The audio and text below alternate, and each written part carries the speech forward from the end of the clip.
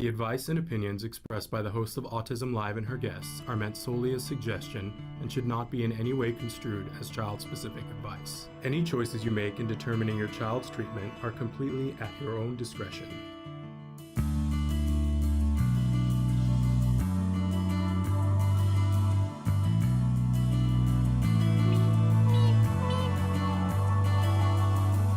I love our opener. Can I just say that? Good morning and welcome to Autism Live on the Autism Network. I'm Shannon Penrod and I'm so thrilled and happy to be here with you this morning for a lot of different reasons. Is that our guest today is truly, she's just a rock star in my mind. And you know how sometimes in life you get introduced to somebody's words and it changes your life. And our guest today is someone who wrote the book that changed my life. And the fact that I now consider her a friend is just always still, I got to keep poking myself, you know? Um, and so if there's somebody that you want to get to know and that you're hoping and that's made a difference, I'm just going to tell you it's possible. It's possible that you can get to know these people. Everybody is still people, you know? Uh, Becca, hello. You're only going to be here for the first half hour. Well, I'm thrilled that you're here. And we're shouting out to anybody who's watching, write in and tell us right now who you are and where you're watching from or whatever you'd like to tell us. That's all good. We are live right now. It is Wednesday. I'm all discombobulated on my days because we changed our schedule. And so much of my life has been about, well, it's Wednesday because it's Ask Dr. Doreen. Well, now that's Tuesday. So it is Wednesday. It is the 19th of January. And forgive my befuddledness, but we are live. It's 2022. Who would have thought? And we're live on Facebook, YouTube, Twitter, and a bunch of other sites. You can be writing into us. Right, I'm a Jean has written in and said good morning to you too. So thrilled that you're here. You guys are going to love this guest. She's really remarkable. But we also, this show is going to be available as a podcast later on today. It is available for free download wherever you get your podcasts. We are still in 2022 rated the #1 autism podcast worldwide. We're really grateful to all of you. Good morning, Michelle. So excited that you are here with us as well. Traven's showing you some of the other places that you can either listen to the show or places where you can download the podcast. If you find that there is a format that you wish we were on and you can't find us there, would you please let us know? Also want to let you know that we are available on BronxNet TV, regular TV. And if you would like for us to be in your area, please hook us up with whatever your cable access channel is. We do that for BronxNet. We'd be happy to do it in your area. Just make the introduction for us. We're happy to do that. Look at that. Look, on Tuesdays at 8:30. I don't think I even knew that.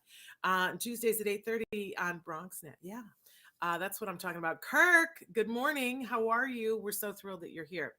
I want to get to our guest as soon as possible. So let's just sort of power through. I always love to give you guys the disclaimer that we're Autism Live. Our goal always is to provide information and inspiration to the autism community, and I'm talking about the larger autism community, which starts with people who are on the autism spectrum, of course, but we include everyone who loves those individuals. That's what I'm talking about when I'm talking about the autism community. So that could be all kinds of people. That could be husbands, wives, boyfriends, girlfriends, siblings. It could be neighbors. It could be aunts, uncles. It could be teachers. It could be people who are practitioners. It could be absolutely anyone. We hope that will eventually be the entire world, because it should be.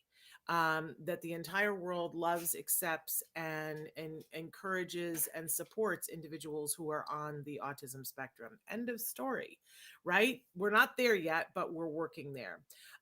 Kirk, hook us up. So let us know, and we'd be happy to be on their channel as well.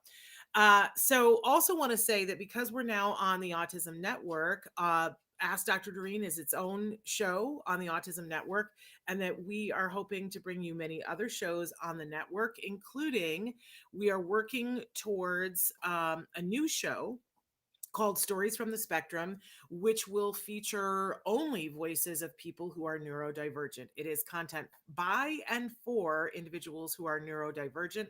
We are we keep telling people that what we're setting up is a sort of a 60 minutes format, so that there will be lots of little segments that will be hosted and featuring different people who are neurodivergent. So we'll have more information about that coming to you, but we're hoping to do our first episode of that, which I'm very, very excited about. And to that end, the Autism Network is right now running a contest.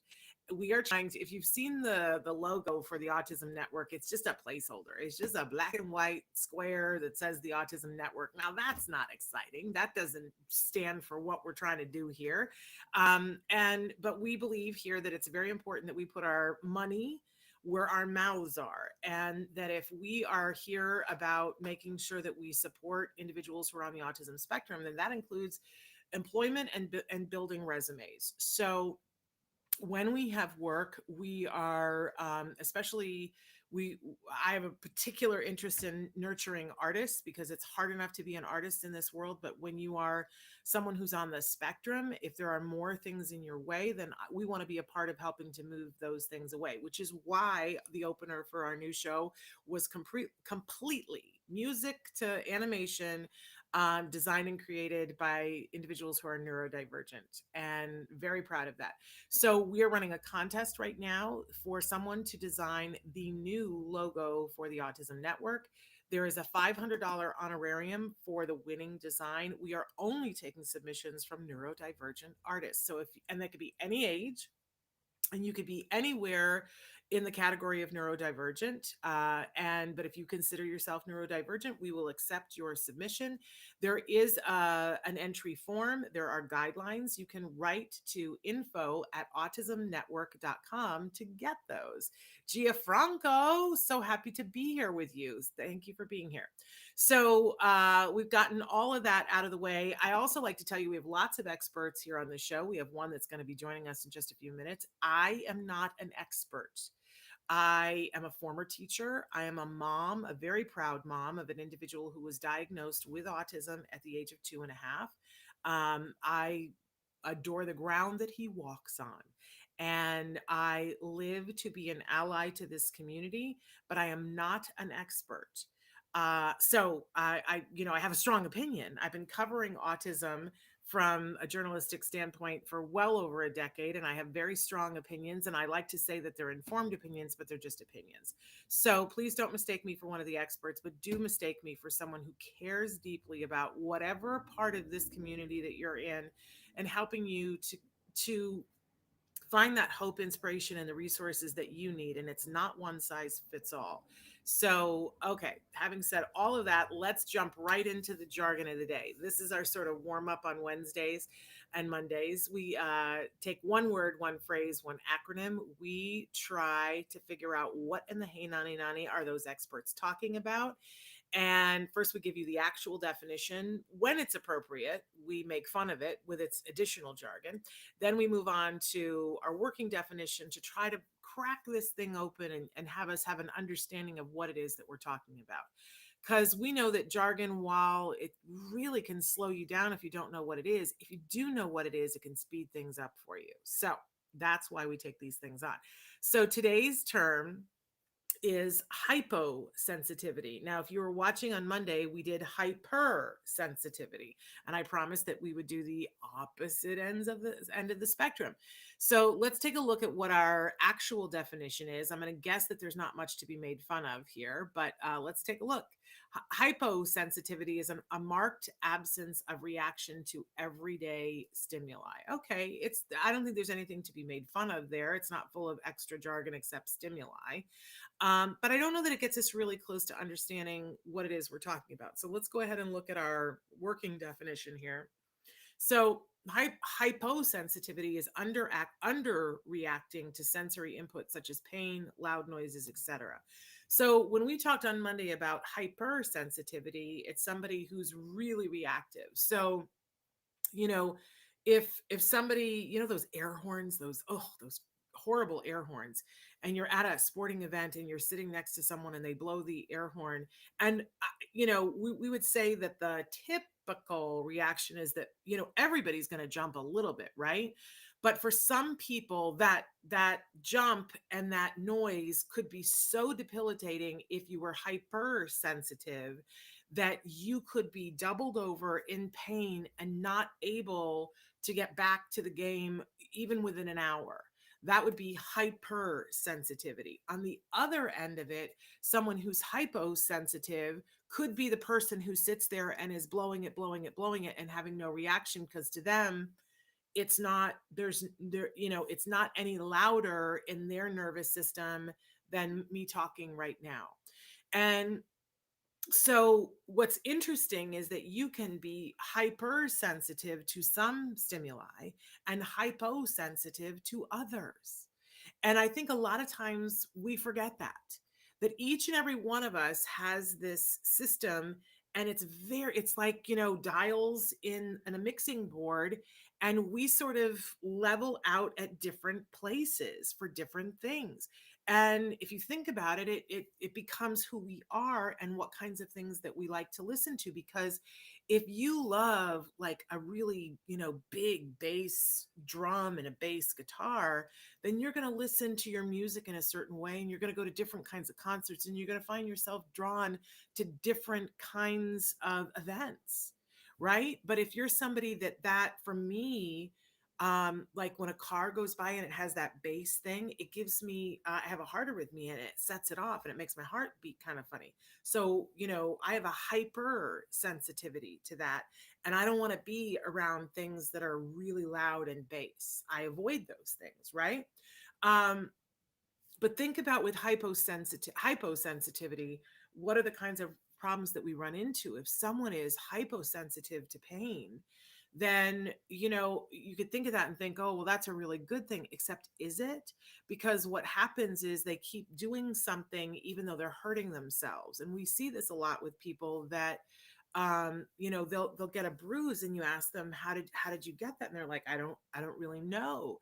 Because they weren't sensitive enough to feel the pain that was happening, and they kept doing a repetitive motion. So I think the biggest problem, though, is making assumptions. That sometimes people make the assumption that individuals who are on the spectrum are one or the other. And you can so easily be wrong. And if the person isn't able to communicate what they're feeling, then we are guessing. And that is a dangerous place to be in, right? There are telltale signs that will help us to know if someone is hyper or hyposensitive. When we see a loud noise and we see kids cover their ears and double over, I think that's a reasonable thing to say they're uncomfortable and in pain when they're hearing that noise. I think we don't catch the hyposensitivity as often as we catch the hyper with young kids on the spectrum. Um, but a lot of times when someone sees a hyposensitivity, it brings up a feeling of fear. And I just want to say, if we can get to the point where we look at all behavior is communication, and if we start looking at it that way and looking at it fearlessly, then we can be a better support to people. It took me years. I think my son was probably 13 years old before I knew that, because he could tell me that an egg carton that's the styrofoamy egg carton drives him completely crazy. That is a noise that like styrofoam, he can't handle it. And I wish I'd known it sooner, because I just switched to buying eggs that are either in a plastic container or in the recycled paper ones that we like better. Didn't know. So I think being really, really sensitive ourselves and watching for that communication from individuals, and then when they have the ability to communicate, asking, right? But a lot of people, whether they're very young kids and don't have the language yet, or they might be teenagers or adults that don't have that level of functional communication, we always want to be working for that. But the truth is some people don't have the facility to be able to do that. We have to be sensitive. Kirk says, my parents could tell I had a headache coming on before I could, so I guess that would be hyposensitive. uh well, I mean, interesting. But It sounds like your parents started keying into behaviors that they saw were the antecedent to the headache, which is that's some good parents. I wonder if now, Kirk, if now in your life at this point, do you now recognize the symptoms of when you have a headache coming on? Because if you think about it, it's very similar to having to go to the bathroom. There comes a point where what we actually do is teach individuals these are the signals that come when you have to go to the bathroom.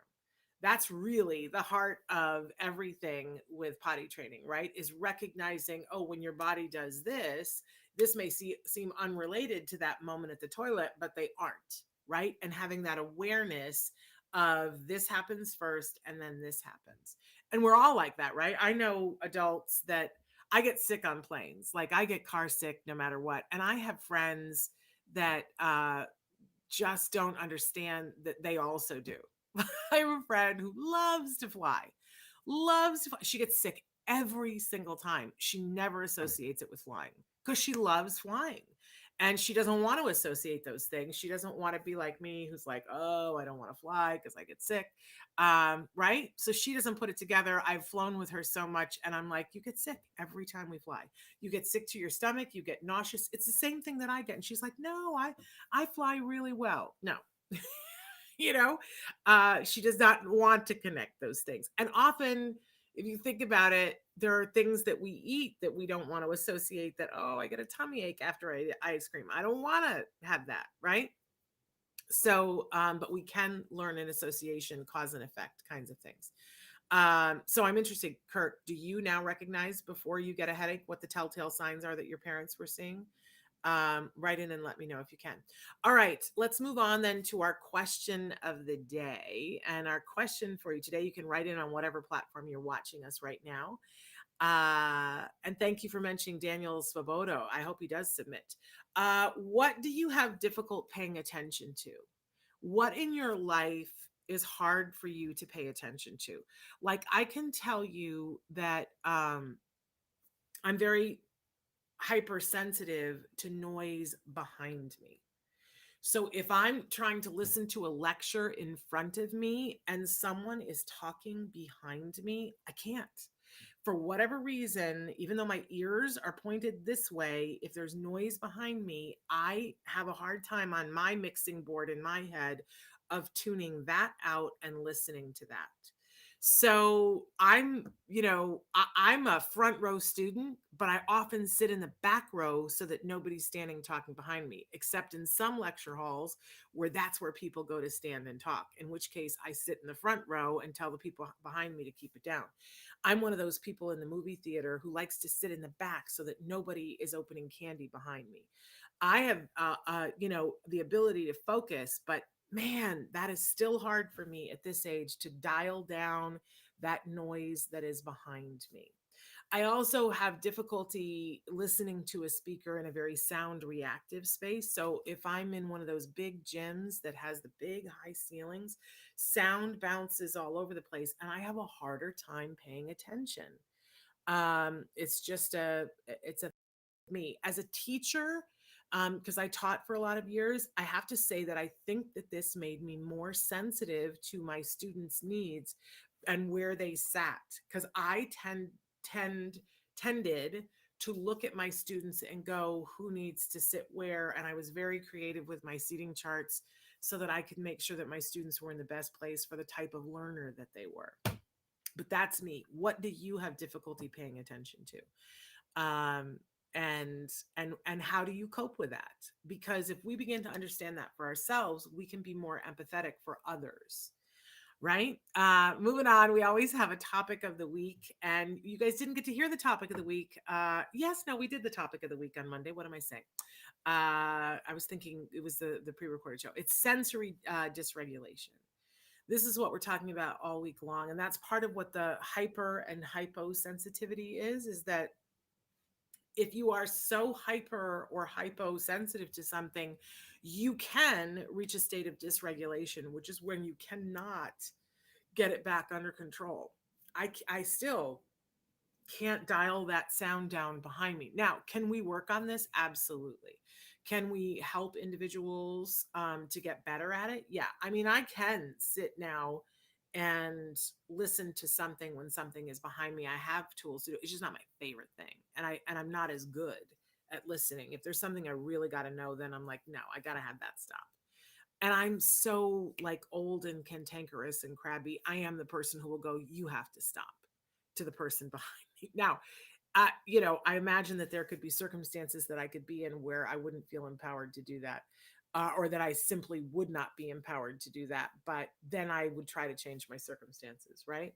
But we all have a right to get better at sensory regulation when we are dysregulated. And we really want to be sensitive to individuals who are in the middle of sensory dysregulation and struggling. So that's one of the things we're going to be talking about. But we have this amazing guest who is joining us today. And I teased a little bit before that she's one of my favorite people on the planet. And she did write the book that changed our entire worlds. That Christina Adams wrote the book A Real Boy. If you haven't read it, I encourage you to read it. It's a ABA has changed a lot, especially in terms of funding since she wrote that book, but it is the book that got me excited about ABA. And it became my Bible for at least a couple of years. And my husband will tell you, I would say, oh my gosh, someday I hope to meet Christina Adams, and I don't know what I will do. I don't know how I will ever thank her for this amazing book, because she really laid it out for us, and we followed in her snowshoes to do ABA with our son. And it's an amazing book. The truth is, though, she has a second book out, and it's called Camel Crazy. And I haven't really said this out loud, but I sort of think of Christina Adams as the Colonel Sanders of camel milk. Why? Because Colonel Sanders, I don't know what he was doing before in his life, but he had a whole life going on. And then it wasn't until he was older, he'd done a whole other thing, and then he went, did Colonel Sanders. He did KFC, and when I first was introduced to Christina Adams' writing, and then later to her, camel milk was not a part of her existence yet. I guess right after I met her is when she started on her journey with camel milk, and her whole life changed. And it's an amazing story. I encourage you, like, it's a nail biter. They need to make a movie about her life. But I encourage you to read both books, both A Real Boy and Camel Crazy. She joins us here today. She's just returned from an amazing trip to Saudi Arabia, where she spoke at the King Abdul Aziz Camel Festival. That's a mouthful. It's the largest camel festival in the world, and they just had their very first camel conference, a science and economics conference, and her topic was medical benefits of camel products. She is an expert in all things camel, in particular camel milk for autism. It's an amazing, amazing topic that's taking the world by storm. And part of what happened when Christina was in Saudi Arabia was that word got out that she was there, and she basically went viral in Saudi Arabia. So we've asked her to join us today and to talk about this amazing trip and answer any questions you guys have if you've never heard of camel milk and what camel milk has to do with autism. So please welcome, I'm so proud to say, my friend, a wonderful author, an amazing speaker, and camel milk expert, Christina Adams, back to the show. Christina. Good morning, Shannon, and all my friends here today. I love you all. Thank you for watching and joining. And Shannon, you are, as always, just a shining star in this world. And it's great to be here again. Well, it's thrilling for us. We also have a series that we did with Christina that we normally play when we're in the studio. We play segments from her Autism and Beyond series, and we're going to be back in the studio in March, and we can't wait to be playing those again. But they're available on YouTube. She's an amazing wealth of knowledge. So if she looks like a familiar face to you, that could be one of the reasons why. But also because she's been all over the news worldwide in the last couple of weeks. So, Christina, where do we even start with this? You went to speak at this conference, and a lot happened. Start to crack it open for us here. A lot did happen, and I am just so honored, first of all, to be invited, because when someone from another country invites you, it's a real kind of vote of confidence that you're going to come over and that you're going to do some positive things. So I think it's a really nice thing to be asked. And so I was asked by the Camel Club of Saudi Arabia, which is a very amazing organization. And then also for this conference, the King Abdulaziz Camel Festival, which is a very large festival, but then they had their first conference about camels. And this is very important because not only are camels like this kind of hiding in plain sight animal, but that I say are incredibly valuable culturally, scientifically, economically, health wise, but also that now has been a channel for people to become aware of autism and the prevalence of autism and the importance of recognizing the needs of autistic people and their families. So it always opens that window into mainstream acceptance of the fact that there are many, many people and children with autism, and that we need to do everything we can to help them live their best lives. So they invited me to come over. And this is in conjunction with the International Camel Organization, which I'm a member of, and then also the King Abdulaziz Camel Festival. They were all sponsors of this amazing conference. So it was really special. And so first of all, when I went to my hotel outside Riyadh, I woke up and I looked out of the window in the morning and I saw camels in the sand. And that is a great way to wake up. And then when I went outside, yes, it was just amazing. There were pictures of beautiful camels outside my hotel, they're sculptures. And so then, of course, I was taken out in the desert at the King Abdulaziz Camel Festival, and I got to see these beautiful animals with their keepers. Saudi Arabia is, of course, one of the top camel cultures in the world. Camels exist for many, many centuries, in other countries. Believe it or not, they actually originated in North America. So we have a history, but that's a few million, a few thousand million, whatever years ago. But this was the Camel Guard that actually opened the festival, the conference at the festival. So during my first morning, we were honored to have a Camel Guard outside. So that was pretty special. And so then I gave my address along with most people that were scientists and PhDs. So I gave my address on the first morning. And so I was able to raise awareness of the fact that this whole camel milk industry, which is growing a lot, is largely due to the use among patients and people that have health issues. And then among those are, of course, in a large part, people and children with autism. Because as we know, autism has got a connection in many ways scientifically to immune function. And therefore, anything you can do to enhance your immune function and your food and your surroundings may benefit significant portions of the population of people who have autism. So that's kind of my way to kind of put these things all together into one big health picture for the world. So there I am, given my address, and there's my son. Of course, he was like the first patient in the world to have, and I use the term patient because that's a medical term. So it doesn't mean like, you're really ill, sick and everything, but that's just a medical terminology. So he was like the first patient in the world to try camel milk from 2 different countries, and it had the same incredible beneficial effect on him. So it showed that the camel was the delivery of this, great milk that now we know is scientifically has a lot of validity in helping not only certain people with autism, but also diabetes type 1 and 2, gut disorders, skin conditions, other immune disorders, and those are in the literature. And then now also it's being used for vaccine and treatment development for COVID-19. Camels in the lab, camelids in the lab. So this is a great new development. Wow, that's just absolutely amazing. And I think there are probably a lot of people who are like, what? I don't know this. I need to know more about all of this. So let's pause for a second and talk about the fact that, we really want to encourage people to read Camel Crazy to hear your story and understand why this became one of the biggest things in your life. Like, way back when this was not in the plan. Did you ever like, when you were a mom and had your child, I don't think this would have ever crossed your mind that you were like, oh, and then I'm going to become a world expert on camel milk.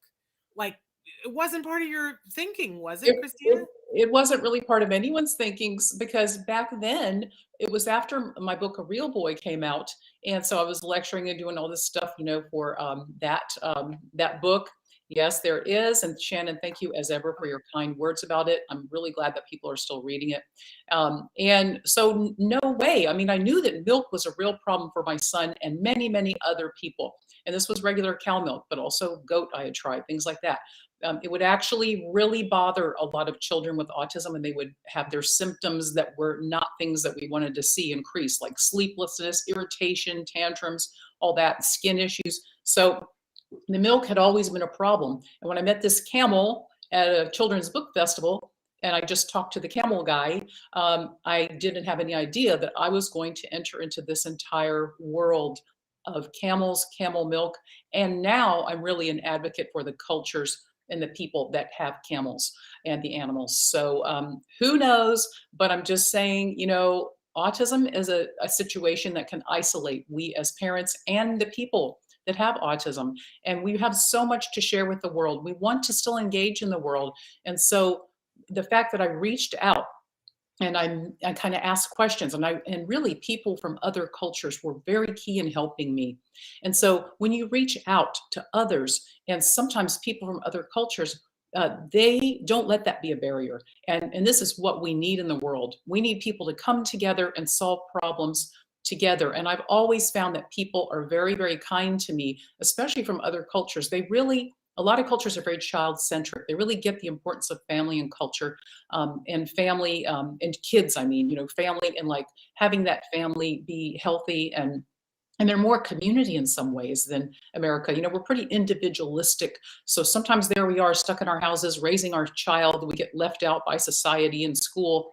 I have found that people from other cultures often are much more empathetic to some of our issues. And I have found that they have just been the kindest people. So this really took me on an odyssey to research the camels, the milk, and I ended up making great friends with people from many cultures. So it's been a real privilege. What a beautiful montage. Thank you for showing this, Shannon. So after the festival, which was amazing scientific gathering, then I did a ton of media. And we went viral on social media. Snapchat is very popular in Saudi. So some younger person put me on Snapchat, and people, when I walked into rooms after that, were like, "Oh, you're on Snapchat. That's you." I'm like, "Oh, wow, cool." So then it was really fortunate. I got to go to this amazing camel hospital, perhaps one of the largest animal hospitals in the world. I got to speak to autism families. And I will say also that it was really great. I got to meet some Bedouins. I went and milked their camels. You can see me lower right with a wonderful Bedouin host. I went out in the desert and we discussed camel milk and stories.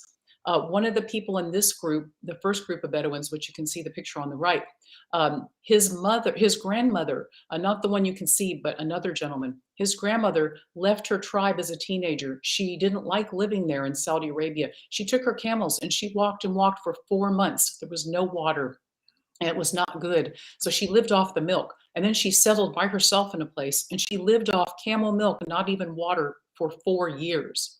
And then somebody from her tribe found her and they said, "Please come home with us." And she said, "There's no good water." But they helped her get home. The woman is now 100 years old, over 100, and she's just now starting to not feel well. Wow, absolutely amazing. Yeah. So I started to say, if somebody wants to know more about the camel milk and the benefits of camel milk, I would definitely tell them to start with your book, Camel Crazy. But probably the best place for them to come to is to you. But how should they do that? Well, because I know all the questions that everybody's going to have about camel milk, and they want to know, how much do I use? How do I get ready for it? Where do I buy it? How do I prepare for it? How long do I give it?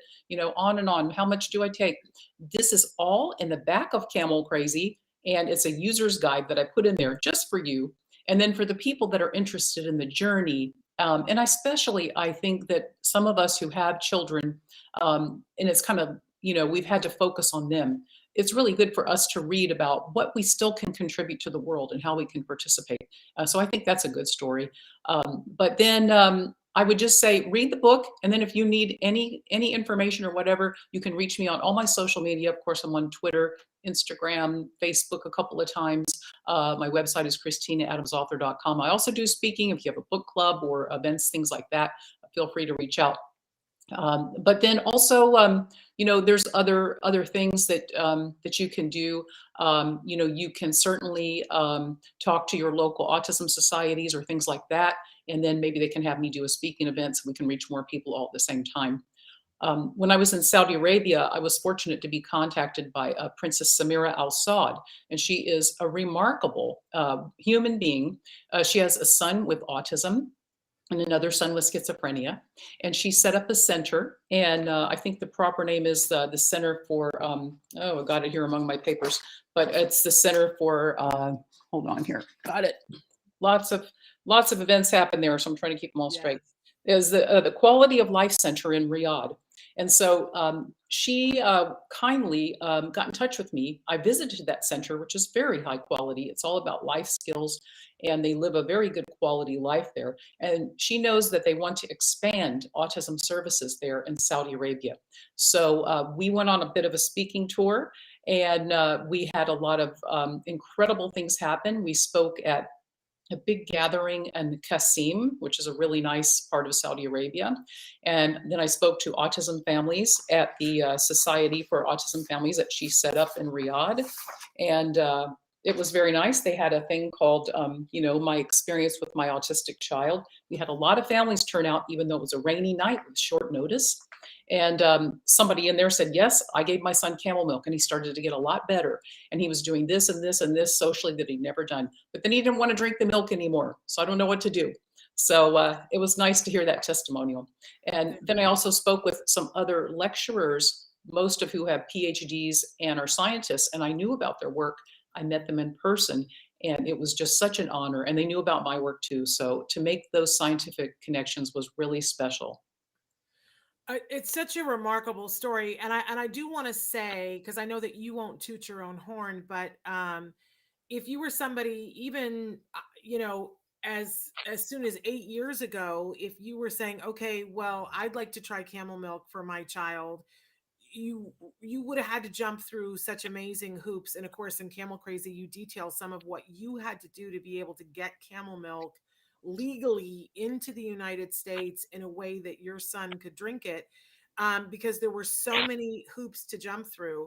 But because of the work that you have done, Christina, it is now pretty widely available here in the United States, that there are even some places where you can buy it. Am I right? Like in a Whole Foods market, you can buy camel milk now? You can buy camel milk in many grocery stores, even ones like Bristol Farms. And there are some smaller markets that have it. And then there was a store in Beverly Hills that was selling it for $30 for a 16-ounce bottle. So those things are all great, but I'm actually saying that it's really nice to contact the farmers and get it from them, because that way the money goes straight to them. And then you can ask all the questions you want. And it's a little more affordable too.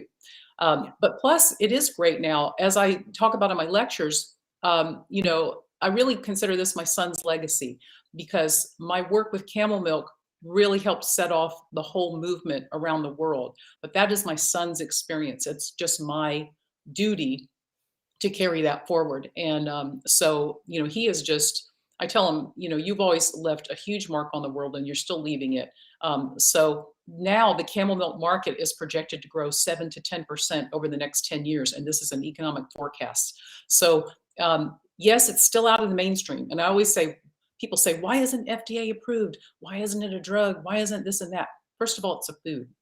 There is no money in making a drug out of it unless you put like almost maybe $1 billion now is what it costs to make a new drug and get it approved. So a drug company isn't really incentivized to do that, because they can't patent a milk. So I do hope someday they will do this. But on the other hand, I'm in just favor in just drinking milk and keeping those animals on the land. It's also very important to pastoralist cultures in our own country, America, and then other countries like India, Africa, the Middle East, places in Europe. Like this animal, a lot of people depend on it. Like when I started this, Shannon, like you said, did I ever dream of this? Heck no. But it turned out, like, I thought camels were part of history or in Egypt, like the pyramids. So I had no idea there were still all these cultures out there that depend on the camel.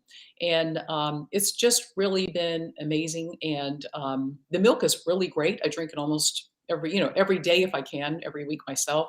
And so I just think it's really, now that we care about health and biodiversity and climate, supporting small scale farmers is really important, and supporting camel milk is pretty much as a sustainable product as you can get, because they're much healthier for the environment than cows. They take so much less water, they put out so much less waste, and it actually helps women too, because a lot of times women will benefit from that milk money, and they can spend the money on their children, even their girl children, which in some really challenged areas, girl children don't get those advantages if they don't have the money versus boy children. So this is just a good social thing to do all the way around, in my opinion. And you can certainly, hit me up on social media, and we'll chat about it all day long. There we go. And I find it interesting because there are other things like kale. There's been a big push about kale. Kale's so healthy. Kale, kale, kale, and we don't talk about making kale a drug. I think we need to get to a point where we all recognize there are people who say that what you eat does not equal how you feel. I just don't understand where they're coming from, because we know that's not true. If you drink a pint of beer, it's going to affect how you feel. And that some of us, it's interesting, we've been talking about hyper and hyposensitivity. Some people are more sensitive to other things than other people. I can't drink cow milk. I drink cow milk and I break out into hives. This is not, this is not everyone, but I can't do that. And we've seen that there are lots of children on the spectrum and not on the spectrum that have reactions to cow milk. And we can talk all day long about, is it what the cows were fed, or is it the protein in the milk? We can talk about that forever, but the fact remains there are a lot of people who can't handle certain substances. So I think logically it only follows that some foods are different and better for people than others, and some foods are just better in general for most of the public. And camel milk, it's not a big surprise. I mean, for generations they use camel milk to help heal lots of different ailments, right? Yes, they have. It's known as nature's pharmacy. And pastoralist and Bedouin people have used it for centuries. And I've even seen it since I started digging back into the old literature. You'll see like little references to the milk. Oh, somebody was sick in Egypt and then they went and they got it for free, to give to their sick family member. And this is still happening to this day, by the way, in many countries. But see, it's just a big picture, and it makes sense, because now let's talk about autism for just a second in light of what you said. We know scientifically, because I'm always digging in the literature, that there are considered to be at least 6 subtypes of autism medically. So that means they're all different and they all have different things. And as we say constantly on this channel and those of us in this world, autism is just a thing that, it doesn't describe you as an individual. It doesn't describe your unique biology. And we all have a unique biology. We all have differences. And so that's why these broad pronouncements are not really accurate. That's why certain foods do affect certain people. I mean, we know this, but again, food is not a commercially rewarding category for people to make big money out of it, for investors to go in on it. And, so the healthy foods are a niche and they're great, but to show that a food has a certain effect, and be able to claim that, you have to make a study, you have to then make, all these trials, you have to spend a ton of money. So really, it's just very good to eat a good variety of foods. And if dairy doesn't affect you, great. It doesn't affect me one bit. But I do notice that when I have camel milk, I just feel good on it. And so it doesn't hurt me, but it probably helps me a little bit. And it does help our immune system in many, many ways, because there are so many people out there now that I hear from. I don't make false medical claims. I never do that. But anecdotally speaking, that just means stories. There are people that tell me, I couldn't walk, I couldn't get out of bed because I was only eating like 5 foods. That's all they could tolerate. These are adults with severe food and gut issues. They got on camel milk and they were able to survive and thrive and increase the amount of foods they can eat and function again. There are people like that out there. So, they're not autistic, but they just have their own thing. So, find what works for you. You can investigate, you can try different things, but you have to find what works for you. And, let's just all be sensible. Let's listen to each other and we'll all be sensible. That's the bottom line. And in that vein, talking about sensible, you're not advocating for people to go out and guzzle camel milk, and it is expensive, so you wouldn't want to do that. But you do really need to get the back of Christina's book out and take a look at what the recommendations are, because the recommendation is not to drink a lot of it. It doesn't take a whole lot to get the effect that you're looking for. So you'll definitely want to read that. Yeah, and just so you can see how easy it is, like this is the book itself and has some beautiful pictures. So it's actually a good book for children and families to read together. You can learn about other cultures, which is one thing that I wish we all did more of, and an animal. That's really cool. But then this is the back, just the appendix, the user's guide. And I've got it all here, very easy. So guzzling camel milk is a great thing. But if you don't have a camel, it can be a little bit of a pricey habit. So there you go. There you go. But, talking about this trip to Saudi Arabia, I think sometimes we get insular in our own experience and think, I know I've described in the beginning years of having a child on the spectrum, I felt like I was on Mars by myself. And then we start to realize that there is a community of people and that there are more people than we are aware of. But I think often people don't realize that it isn't just in our country that autism is happening. It happens around the world to people of all different types of cultures. And it certainly hasn't bypassed Saudi Arabia. There is a large autism community in Saudi Arabia. Talk a little bit about that. yes, I'd be happy to. So doing my research for this this particular trip, I came across the new numbers in autism that just happened to come out around that time. And so the top 10 countries in the world for the highest rate of autism, and again, this is just on the available data. So, you can talk about data accuracy all year long, but the top 10 countries in the world for the highest autism rate, according to data, are in the Middle East, and Saudi Arabia is number 5.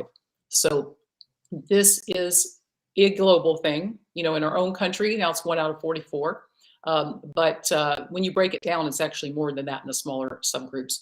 But this is a global issue. It affects everyone. And so they do have autism. Of course, we all know that people have at different places, but they're kind of in an earlier stage of addressing it, but they are starting to address it, which is great. They do have some centers there.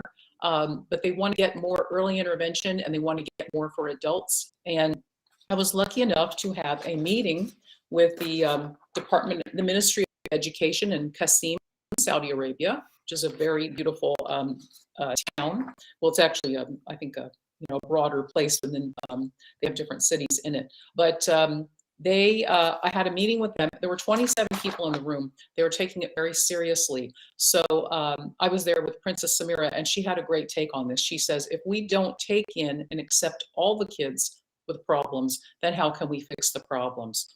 And so we were talking about early intervention, diagnosis center, training for aides to support the children as they go into school, training for families, and then trying to get this more, as we do in every country, get this more institutionalized and get more of the support coming in. So I did meet some amazing teachers and officials in that meeting. And so they have schools for boys that have autism and special needs, and then they have school for girls, and they are looking at higher demand. They know they need more, and they're talking about they would like to have earlier stage of diagnosis. And then, like most of us when these things start coming in, we need flexibility in how we address our needs of our population and families.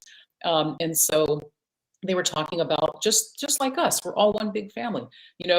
We need more inclusion in mainstream. We need more awareness. We need to get rid of the stigma among families.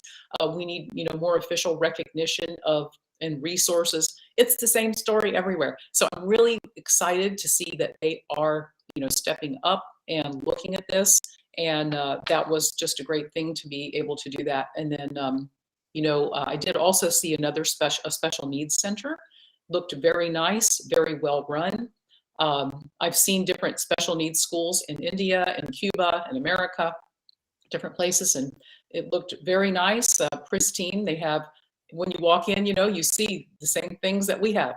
You see the occupational therapy part. You see the part where you talk to the parents. You see the little pretend masjid, which is like a mosque in their place instead of church. You see the little grocery store area. So for the play therapy kind of. And so it's just a big global family that we're in here. And we just, everybody needs more support across the world. And that's what, we hope is going to happen. Christina, you're just such a gift to the autism community. You've been a gift in my life. And I know you're also a beautiful writer.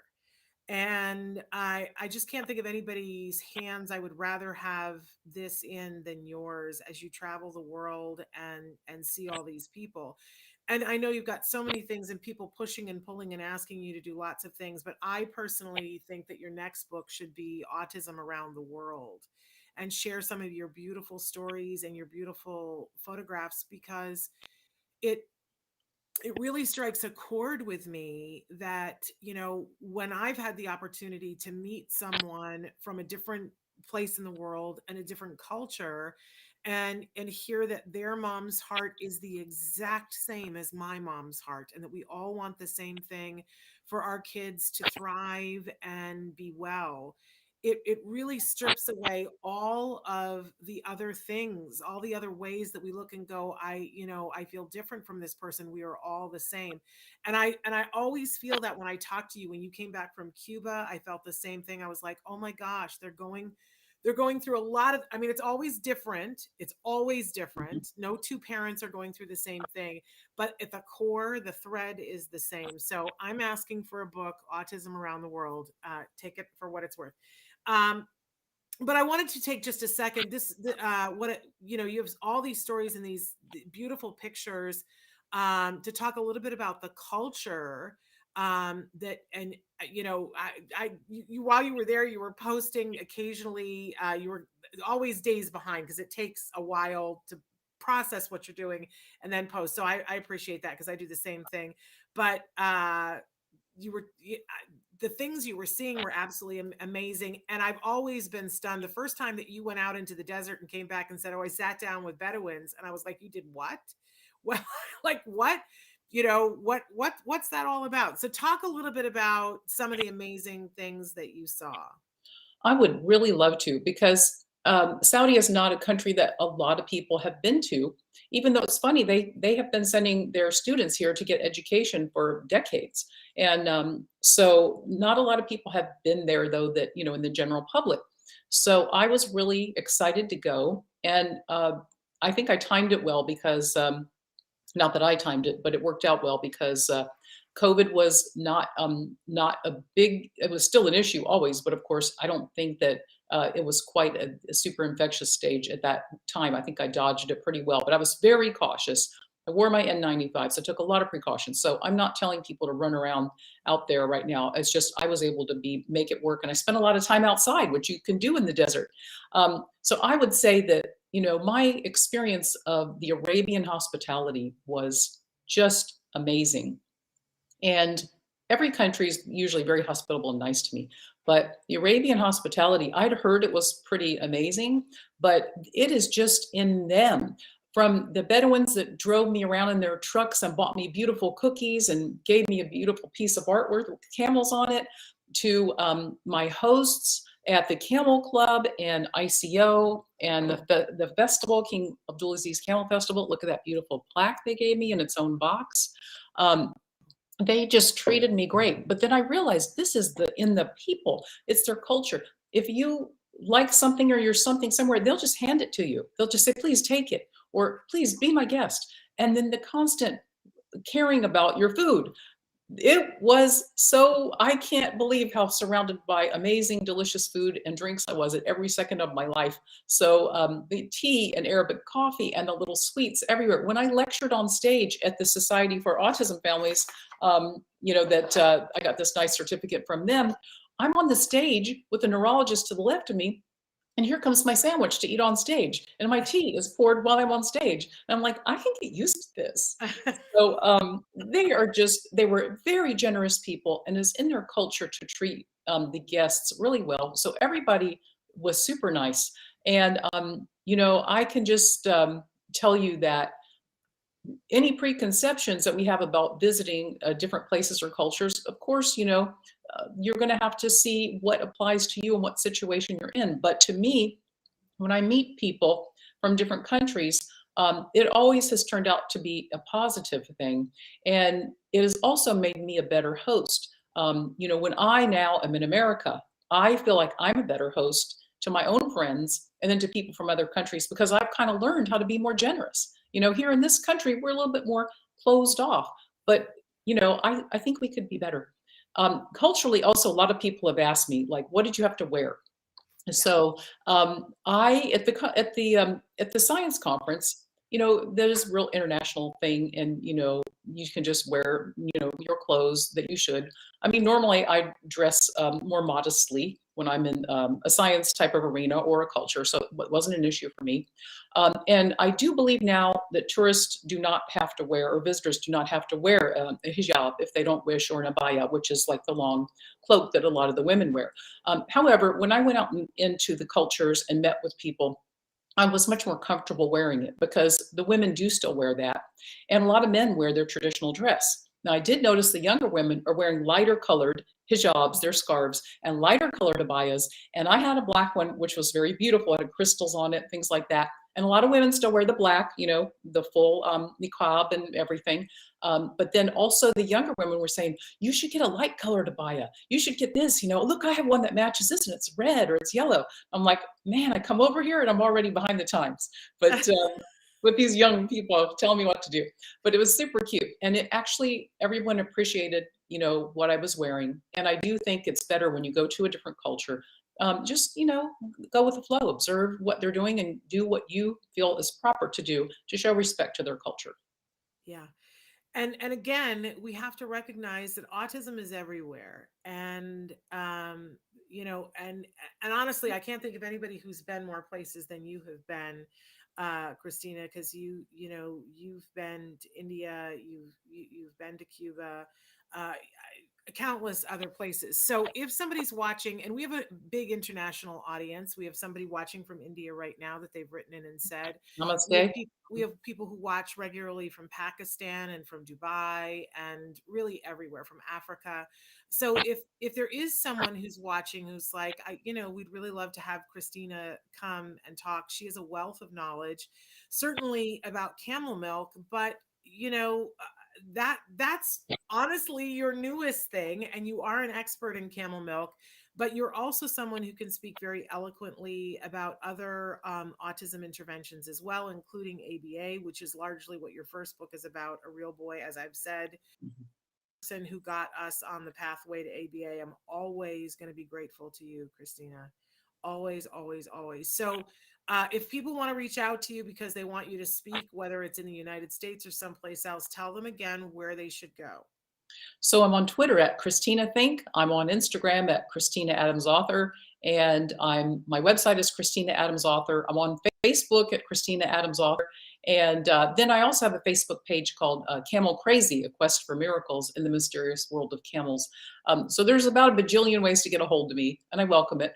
And namaste. I see Sharmila is saying that. Thank you so much. And assalamu alaikum to my friends from our Islamic countries. And I just send all of my greetings to everyone. And I would like to show you, this is so adorable. When I was there, I was out in the desert and I was on NBC, which is a very large network in the Middle East. And after filming that, the host asked me to stay for dinner, and never say no to dinner, please, in an Arabic country. That would be a big mistake because you'll miss out. And I got them to sign the inside of my book. Oh. So what beautiful memories. How sweet. And of course, it got camel dirt and poo on it. So It's been early christened, so this is probably my special copy now. That's amazing. You know, for your first book, A Real Boy, I said I carried it with me everywhere for a couple of months. And it was so dog-eared. It had everything in the world. It had been in the bathtub with me. You know what I mean? Oh, So it wow. had gotten wet. And then I felt I needed to share with other people. So I always ended up having a couple of copies of your book that I used to give to people when they would say to me, Shannon, you know, my child just got diagnosed. I would give them your book. So um you know she writes the kind of books that's what happens, you guys. You end up taking it with you everywhere. I don't know that everybody gets camel poo on them, but I've loved camels since I was a child. And Christina, we keep talking about at some point you and I are going to go and visit camels together. I hope that COVID gets over soon so that we can do that sometime soon. Yeah, I think we can set that up. And then for people that want the books, they are for sale on Amazon in different countries. You can get an ebook. And then also, certainly, you know, you can get it from a bookstore that order it for you. So you can get this book. And if you cannot, write to me and I'll try to set it up. So we'll find you a place where you can get both of my There you books. go. Okay. You are a treasure, madam. We are so grateful for you and for your time. And we look forward to hearing what your next adventure is. But really, autism around the world. I'm just saying. Shannon, when you put an earworm in my ear, I always have to listen. So, you know, you are amazing, and thank you for having me and for everything you're doing for our world and our beloved people that have autism and their families. I adore you. I appreciate you so much. So thank you so much for being here. You guys, I have to tell you that tomorrow you're going to want to be here for Let's Talk Autism with Shannon and Nancy. We have a wonderful, wonderful spokesperson from CIP International that they work on the transition time. You're not going to want to miss this because all of our kids at some point are going to transition. So make sure you tune in tomorrow. Until then, give your kiddos a hug from me and one for you too. Thank you again, Christina. Thank you. Bye-bye. Bye.